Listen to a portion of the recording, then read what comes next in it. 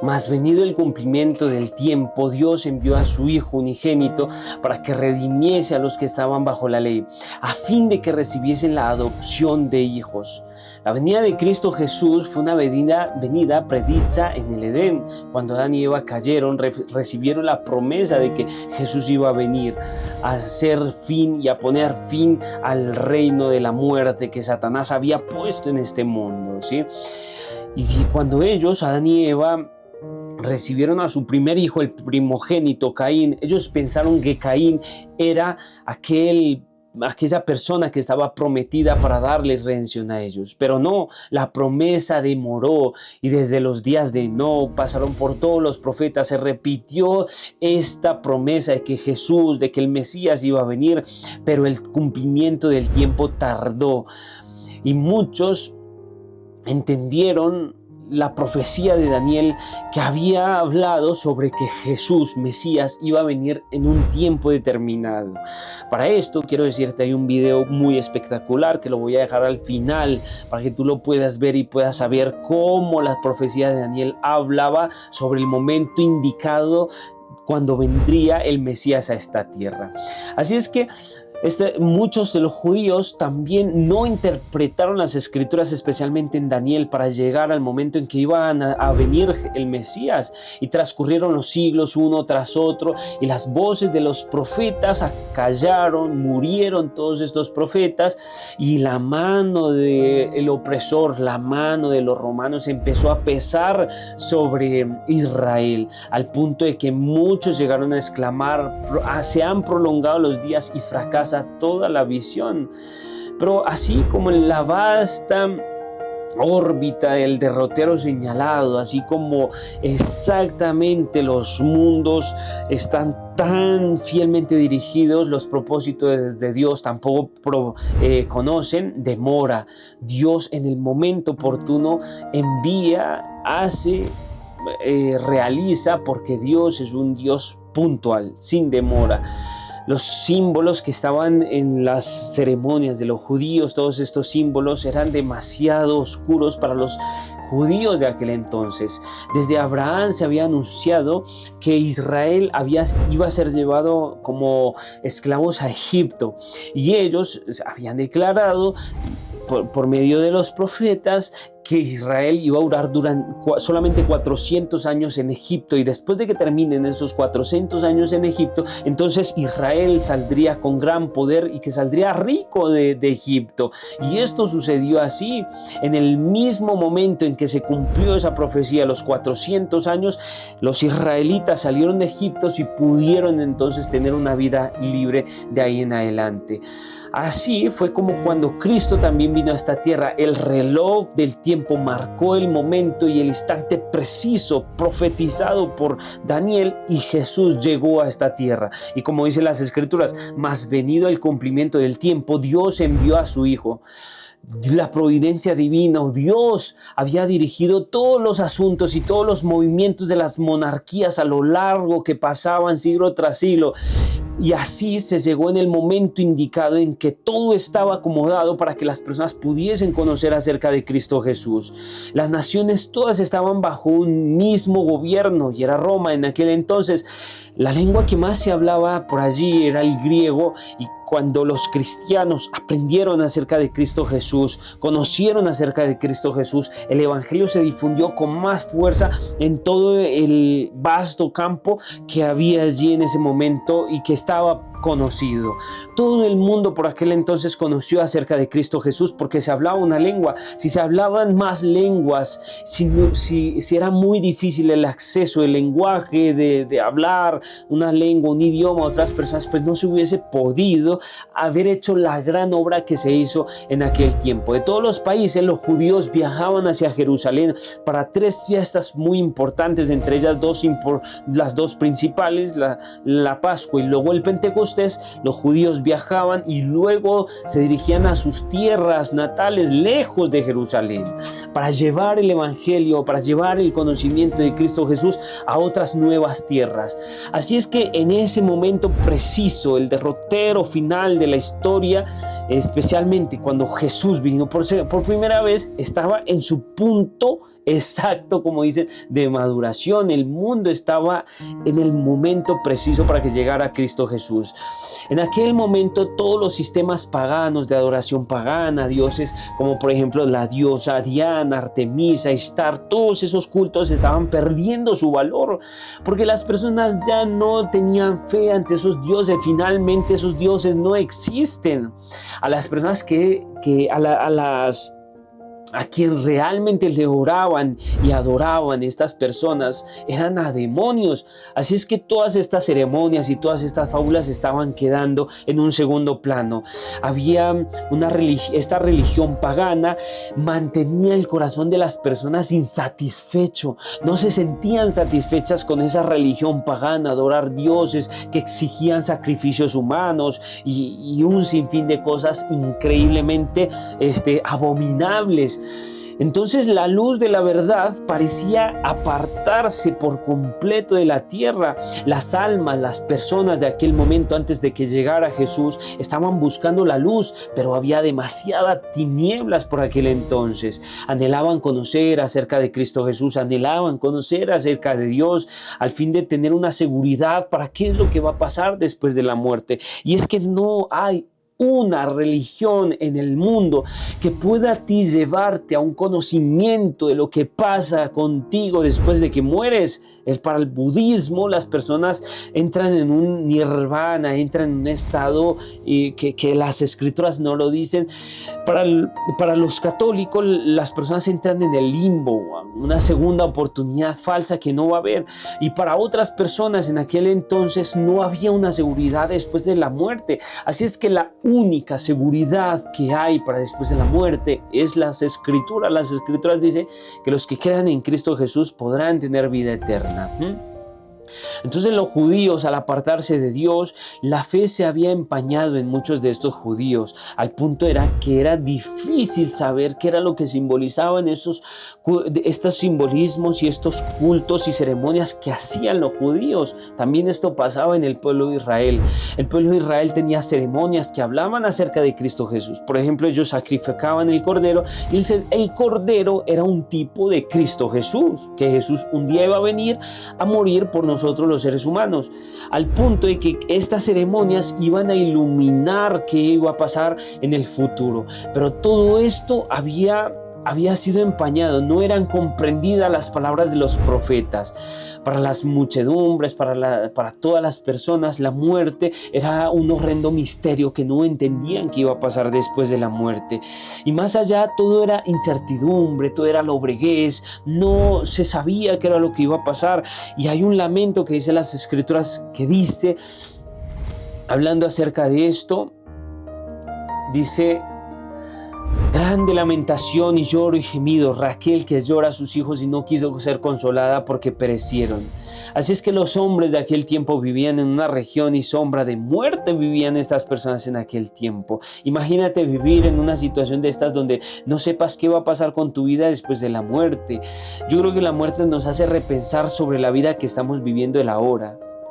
Con ansia, claro, muchas personas deseaban saber qué era lo que iba a pasar cuando llegara el libertador que iba a darle esa libertad de la esclavitud a los judíos. Y sí, claro que sí, la nación judía predijo el aparecimiento de Cristo Jesús, pero no en el momento, y ellos no esperaron a Jesús.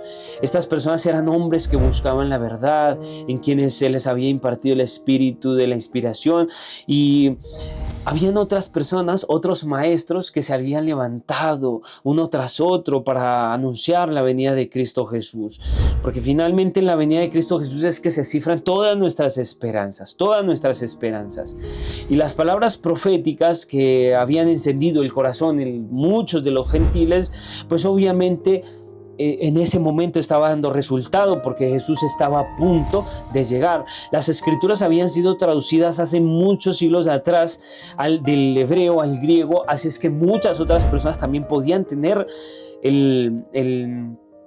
la oportunidad de llegar a las escrituras, de conocer la verdad, ¿sí?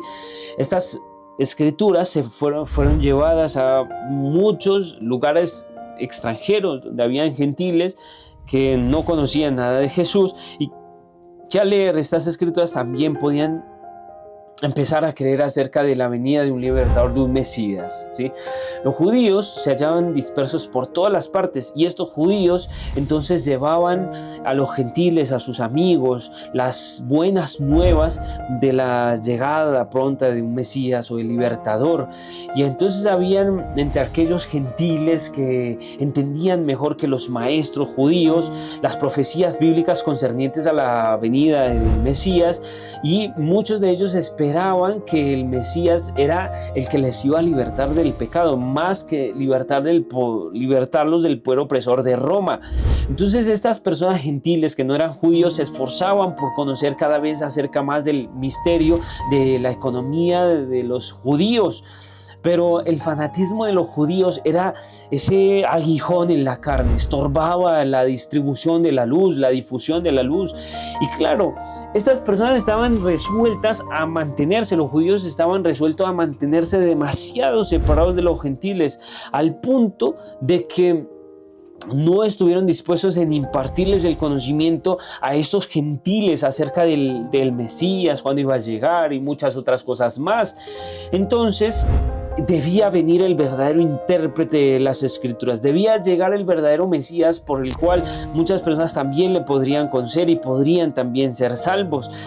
Así es que aquella persona que estaba prefigurada por todos los símbolos debía realmente explicar su significado. Todo el sistema sacrificial, todo el sistema de los judíos, todo el plan de la salvación en el santuario simbolizaban a Cristo Jesús.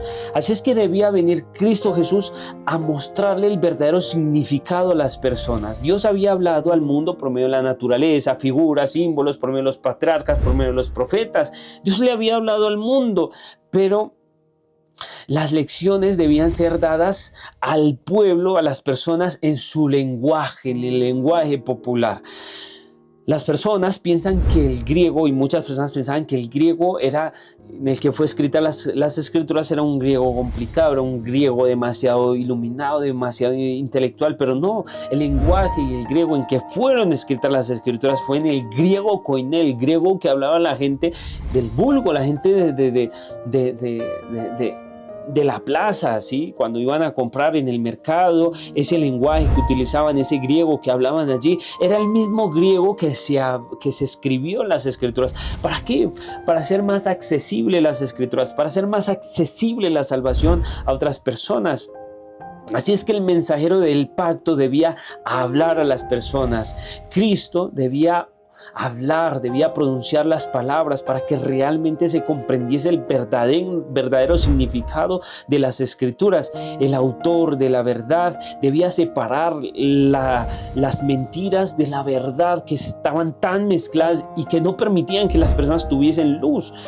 Así que los principios del gobierno de Dios, el plan de la salvación, debían ser bien definidos, claramente expuestos, para que las personas pudieran tener salvación, pudieran tener un claro entendimiento sobre lo que significaba el pecado y hasta dónde llegará el pecado, la destrucción de las personas que no iban a aceptar a Cristo Jesús y la salvación. Todo eso debía ser claramente dicho y expuesto por medio de Cristo Jesús. Entonces quedaban también entre los judíos algunas personas, porque no fueron todos los judíos los que rechazaron a Jesús, fueron obviamente casi que toda la nación, pero hubo una pequeña minoría de estos judíos que eran personas firmes, descendientes del linaje de los santos que dicen las escrituras, donde se había conservado en estas familias el verdadero conocimiento de Dios. Estas personas confiaban en la esperanza de la promesa que se le había hecho a sus padres. Estas personas se fortalecían cada vez que estudiaban la seguridad que Dios había dicho por medio de Moisés. El Señor vuestro Dios os levantará un profeta de vuestros hermanos, como yo. A él oiréis en todas las cosas que os hablare.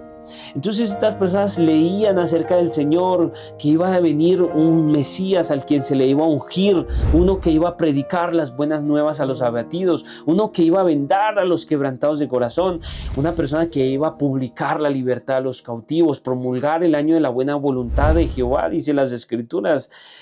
Y estas cosas se leían y se pronunciaban en toda la tierra de Judea. Las islas, dicen las escrituras, que esperarían su ley.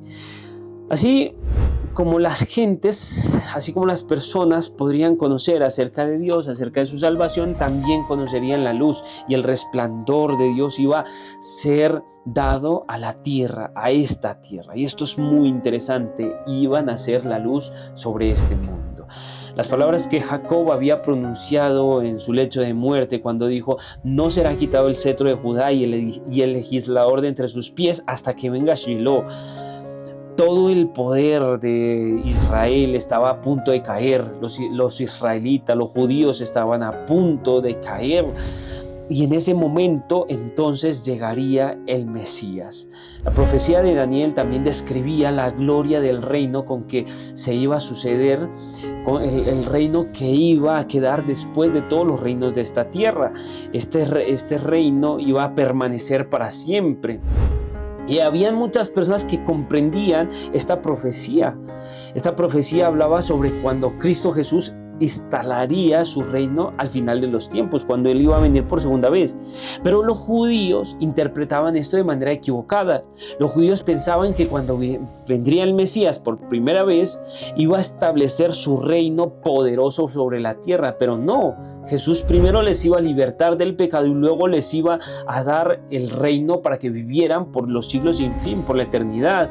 Y el cumplimiento del tiempo había llegado, ese momento en que Jesús iba a venir a salvar a las personas del pecado. La humanidad cada vez más estaba más degradada por los siglos de transgresión, por los siglos del pecado. Así es que las personas eran malas, eran demasiado malas. El pensamiento de su corazón era de continuo al mal, que demandaba inmediatamente la venida del Redentor. Satanás había estado obrando en el corazón, en las mentes de las personas para hacer un abismo entre ellos y Dios. Por medio de las mentiras de él, había hecho que las personas interpretaran mal a Dios. Y claro, haría también que las personas hicieran tales maldades que agotarían la paciencia de Dios, que por completo haría, él pensaba, extinguir totalmente el amor de Dios hacia sus criaturas, al fin de que abandonase este mundo a la jurisdicción solamente de Satanás. Y Satanás estaba tratando de privar a las personas del conocimiento de Dios, malinterpretaba las escrituras, desviaba la atención de las personas al templo de Dios, al santuario. Establecía Satanás su propio reino sobre la tierra. Había una contienda sobre la supremacía. Había una guerra sobre quién dominara las mentes, sobre quién dominara las personas. Y él estaba teniendo un éxito casi que total sobre esta tierra antes de que Jesús viniera por primera vez.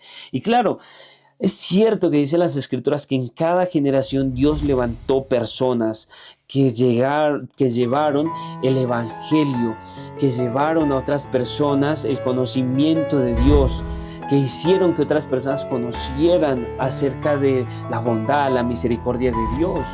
Los paganos, las personas que no creían en Dios, no quedaron totalmente oscurecidos durante todo el tiempo en la tierra. Siempre Dios levantó a personas para que pudiesen dar a conocer a Dios a otras personas, para elevar a las personas del pecado, de la degradación que causa el pecado, ¿sí? Entonces, estas personas, claro, estos fieles que Dios había levantado, eran despreciados y odiados, porque este mundo no está dispuesto a aceptar la luz. Porque claro, cuando tú estás demasiado tiempo en oscuras y un bombillo resplandece, una linterna se prende, las personas se molestan con la luz. Así pasó en ese tiempo. Las personas estaban tan oscurecidas con el pecado que cuando resplandecía la luz por medio de una persona querían opacarla, querían matarla, porque no permitían que la luz brillase. Estaban tan acostumbrados a las tinieblas, tan acostumbrados a la oscuridad, que no le permitían a la luz brillar. Así es que daban muerte a estos profetas, daban muerte a estas personas que les hablaban acerca de Dios, que les hablaban acerca de los pecados. Pero la sombra que Satanás había puesto sobre este mundo estaba a punto de ser quitada, y a pesar de que las sombras, a pesar de que las tinieblas cada vez se ponían más y más densas, debían hacer la luz en el mundo. Pero mientras que existió el paganismo es una religión donde las personas adoran ídolos, como las deidades de los griegos, las deidades de los romanos, que eran dioses malos, dioses que exigían sacrificios de los seres humanos. Satanás había apartado a los hombres totalmente de Dios durante muchos siglos, y él quiso también pervertir al pueblo de Israel. El único pueblo que se había mantenido santo delante de Dios, también lo quería pervertir. O sea, Satanás quería tener el dominio totalmente sobre la tierra, y Satanás obtuvo el triunfo al hacer que Israel pecara, al hacer que Israel dejara a Dios y empezara a adorar también a los ídolos como las otras naciones. Y fue así como el conocimiento de Dios estaba a punto de perderse por completo en esta tierra. En esta tierra estaba a punto de que ninguna persona en el mundo conociera al Dios verdadero y santo. Todo el resto de personas del mundo de aquel entonces conocido estaban entregados a la maldad, estaban entregados a Satanás por completo. Y esto había sucedido con Israel. Y cuando Israel, por mandato de Dios, fue llevado al cautiverio, pues cuando llegaron del cautiverio, cuando llegaron de ser castigados, porque Dios los castigó, porque ellos eran el pueblo de Dios, y si ellos se volvían a las personas del mundo, a seguir las cosas de las personas del mundo, pues entonces ya no iba a haber luz. Entonces Dios los castigó a ellos para que ellos aprendiesen a adorar solamente a Dios. Cuando ellos llegaron del cautiverio, ellos fueron las personas más decididas en quitar toda la idolatría. No desearon seguir la idolatría de los reinos paganos, ¿sí? Y ellos, claro, al llegar otra vez de nuevo a la tierra de Israel, monopolizaron la verdad. O sea, ya no permitían que las personas vinieran a conocer acerca de Dios, del conocimiento de Dios, de su ley, sino que se encerraron en ellos mismos como ermitaños. Ellos habían atesorado, ellos habían guardado el alimento que era para todo el mundo, porque ellos, si bien habían encontrado salvación, una vida mejor al conocer a Dios, su ley, las otras personas estaban muriendo, las otras personas estaban destinadas a la destrucción, y ellos se encerraron y encerraron la verdad, y no les importó que las otras personas se murieran, se perdieran. La religión que habían tratado de guardar llegó a ser un escándalo, porque ellos privaban a Dios de la gloria de Él, al que no se predicara sobre Dios en toda la tierra. Y así el pueblo de Israel defraudó al mundo. Claro, e imagínense en el día del juicio, cuando las personas, ¿qué las personas no le dirán a los judíos? Ustedes tenían la verdad, ustedes sabían el conocimiento de Dios, y nosotros nos perdimos porque ustedes no nos predicaron, porque ustedes no nos hablaron acerca de Dios. Así, claro, ellos defraudaron el mundo y falsificaron el evangelio. Mostraron un evangelio falso ante las personas, un evangelio de solamente encerrarse en sí mismos. Se habían negado estos judíos a entregarse completamente a Dios y a buscar la salvación. Ellos pensaron que solamente la salvación se basaba en seguir rituales y ceremonias. O sea, el remedio salió peor que la enfermedad, ¿sí? Y así, estos judíos llegaron a ser los mejores y más eficaces agentes de Satanás para la destrucción de las personas, porque ni llevaban el evangelio a otras personas y ellos mismos se estaban perdiendo. Así es que el pueblo a quien Dios había llamado para ser una columna y una base de la verdad, un pueblo que pudiese llevar a otras personas al conocimiento del verdadero Dios, llegó a ser el mismo pueblo representante de Satanás. Entonces todo el mundo estaba prácticamente oscurecido antes de que Jesús viniera. Y yo te hago una pregunta, ¿era necesario que Jesús viniera a la tierra? Claro que sí, era necesario para poder dar luz. El pueblo que Dios había escogido para dar la verdad estaba oscurecido. El pueblo que debía haber dado la luz estaba en tinieblas. El pueblo que debía ser bondadoso era demasiado corrupto, demasiado obsceno, demasiado malo. Y todo el mundo no conocía a Dios. Así es que la obra que Dios quería que se hiciese era una obra que no se hizo. Entonces los sacerdotes servían en el templo, pero no estaban sirviendo a Dios realmente. Todas las cosas que estaban en el santuario, todas las cosas que estaban en el templo, eran cosas que tipificaban a Cristo Jesús. Pero ellos se enrolaron más en el sacerdocio, en las ceremonias, que en descifrar lo que esas cosas que ellos hacían tipificaban, hablaban, simbolizaban acerca de Jesús. Ellos presentaban ofrendas, sacrificios, pero no veían a Jesús como el sacrificio, sino que lo hacían como si fuera un teatro, ¿sí? Ellos hablaban y hablaban y hablaban y predicaban, pero ni siquiera estaban convencidos de lo que ellos estaban hablando. Los ritos que Dios había establecido para que la mente pudiese ser elevada al sacrificio que Dios haría, al plan de la salvación, a la exterminación del pecado y a la vida eterna, todo esto que Dios había hecho para que las personas y la mente pudieran ser dirigidas al cielo, oscurecía a las personas y endurecían el corazón de las personas, porque los fariseos hacían terribles actos por medio de estas cosas. Se corrompían. Si un cordero valía tal precio, ellos le ponían un precio mucho más alto. Las personas pobres que no podían comprar el cordero se iban a la casa sin poder sacrificar, se iban disgustadas porque sabían el precio tan alto que le ponían a estos animales. Entonces todo esto oscurecía el corazón de las personas, y Dios ya no podía hacer nada más sino que enviar a Cristo Jesús. Ya Dios no podía hacer nada más para salvar a los hombres. Todo el sistema que era para la salvación estaba a punto de ser desechado.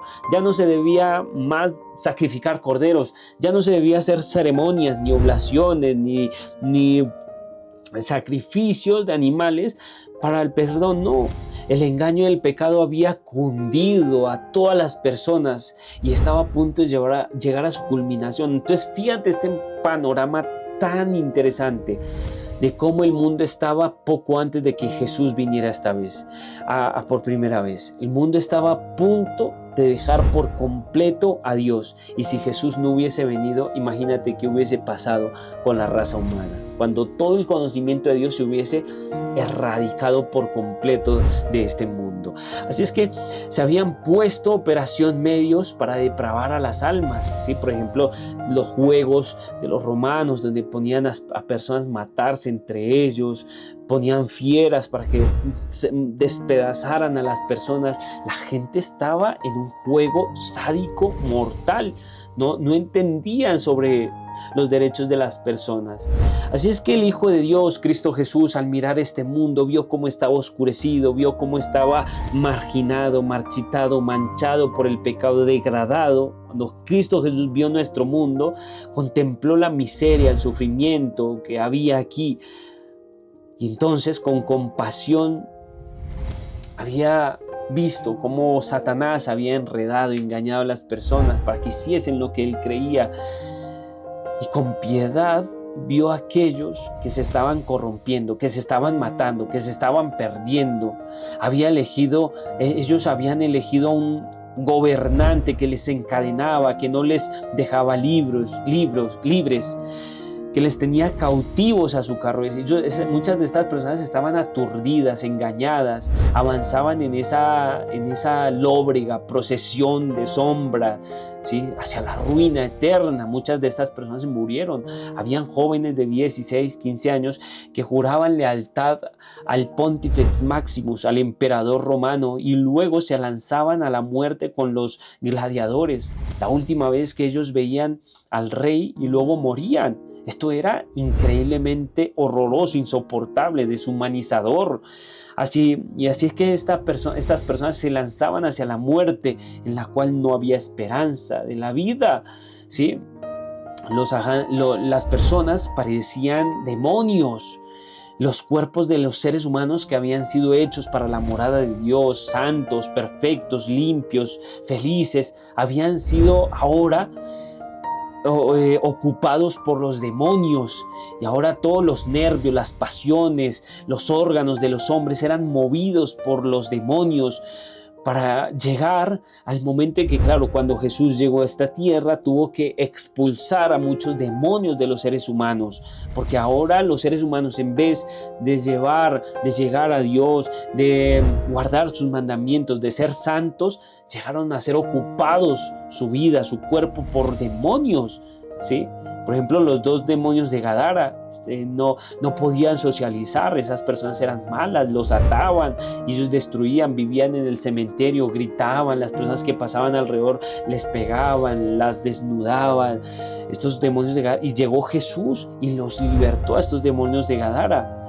Ahora imagínate, la misma estampa grabada en los hombres era la misma expresión de los demonios.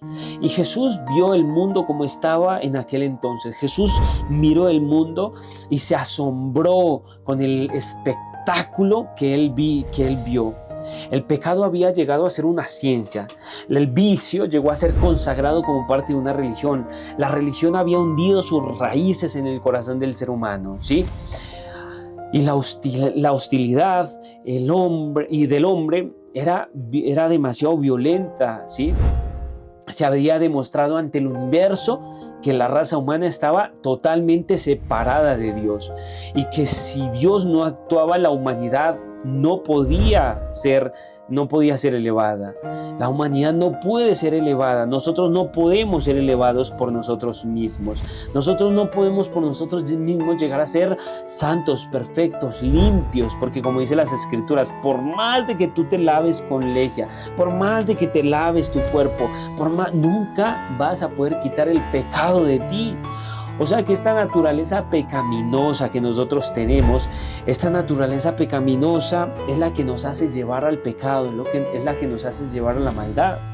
Y con intenso interés, entonces, los mundos que no han caído miraron a Jehová levantarse y empezar a barrer a los habitantes de la tierra. Claro, ellos pensaban que Dios iría a hacer esto, y si Dios hubiese hecho esto, Satanás estaba listo para llevar a cabo su plan de asegurarse la obediencia a los seres celestiales, porque claro, Satanás hacía todo esto para que Dios actuara, destruyera, y al destruir, entonces Satanás estaba listo para decir: sigue, vea todo lo que hace Dios. Dios es un Dios severo, implacable, y así, claro, Satanás se granjearía el respeto de los seres celestiales, pero no fue así.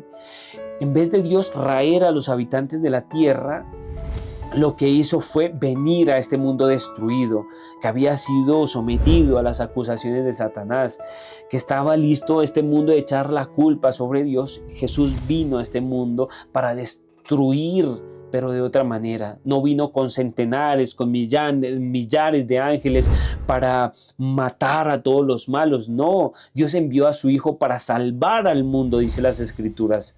Y aunque todo el mundo estaba corrupto, aunque todo el mundo estaba degradado, oscurecido, se proveyó una manera para rescatar al hombre, se proveyó una manera para salvar al hombre, se proveyó una manera para elevar al hombre.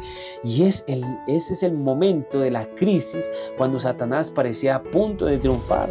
El mundo estaba oscurecido, el mundo estaba a punto de ser destruido por ellos mismos, y ahí fue cuando Dios envió al embajador de la gracia divina, al embajador de Dios a este mundo. Vino el embajador.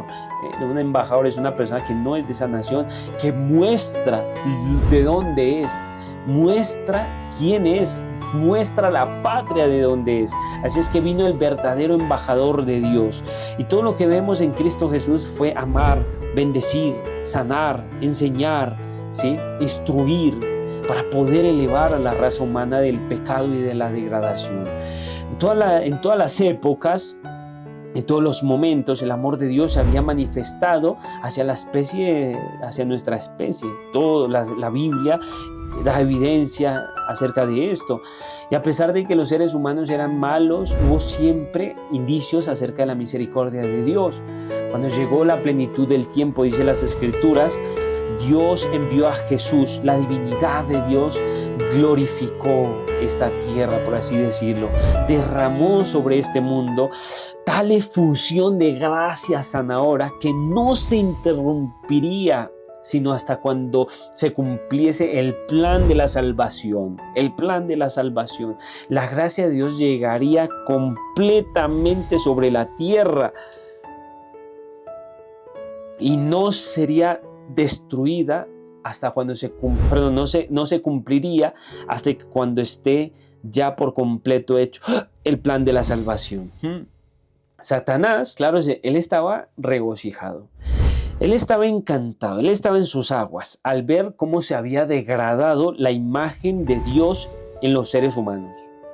Cómo los seres humanos eran puros demonios. Entonces Jesús vino a restaurar al hombre a la imagen de Dios. Y nadie, sino solamente Cristo Jesús, puede llevar a una persona de un estado de degradación, de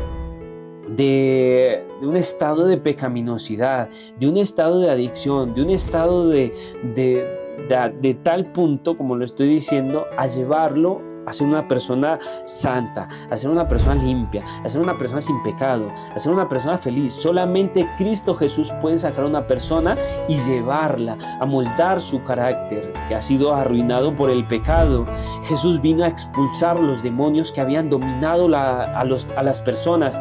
Vino a levantar a las personas del polvo para rehacer un modelo divino en las personas. Lo que vino Jesús fue a hermosear a los seres humanos que eran malos, que eran pecadores, que eran degradados, que el impulso de su corazón solamente era de continuar mal.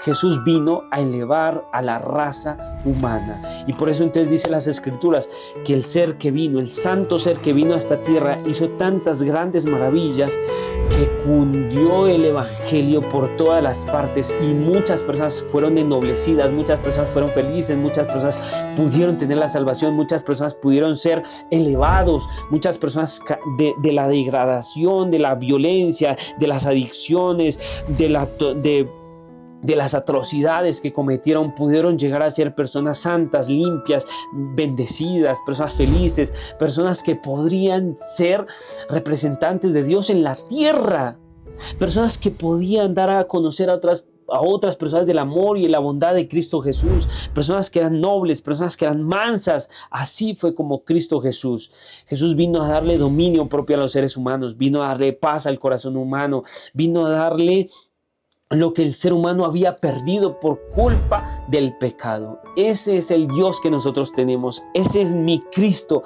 el que me eleva a mí hasta las alturas del reino de los cielos. Por eso es que yo amo a Cristo Jesús, por todo lo que hace Jesús por nosotros, por su bondad, por su misericordia, por todo lo que Él nos otorga en esta vida, no solamente por las bendiciones materiales que son efímeras, pasajeras, superfluas. No, hay bendiciones que son mucho más grandes que un simple bien material, como la bendición de tener paz en el corazón, de que la culpa sea echada a un lado, poder tener la seguridad de la vida eterna, poder disfrutar con nuestros seres queridos por la eternidad sin fin. Todo eso lo otorga Jesús a las personas.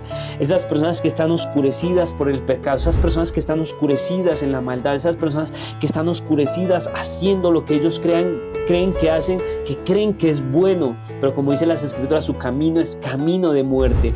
A esas personas fue que Cristo Jesús vino a rescatar. Y si tú eres una de esas personas, si tú sientes que en tu vida, si Dios no actúa en tu corazón, tú estás perdido, si tú no has sido transformado, transformado, si hay egoísmo, envidia, orgullo en tu corazón, entonces es porque Jesús todavía no está allí. Claro, estamos en un proceso. No quiero decir que todos los cristianos ya están listos para ir al reino de los cielos. No, todos nosotros venimos de familias, contextos diferentes, en los cuales muchas cosas le hemos heredado a nuestros padres, caracteres, temperamentos, ¿sí? Costumbres, que si no fuera por Cristo Jesús, perderíamos nuestra alma, nuestra vida eterna. Así es que lo que hace Jesús es empezar una transformación en cada uno de nosotros para elevarnos de la degradación en la que estábamos, para enriquecernos de la pobreza en la que nos hallábamos, para hacernos nobles del orgullo que no nos deja, para darnos felicidad de la tristeza que tanto estamos acostumbrados,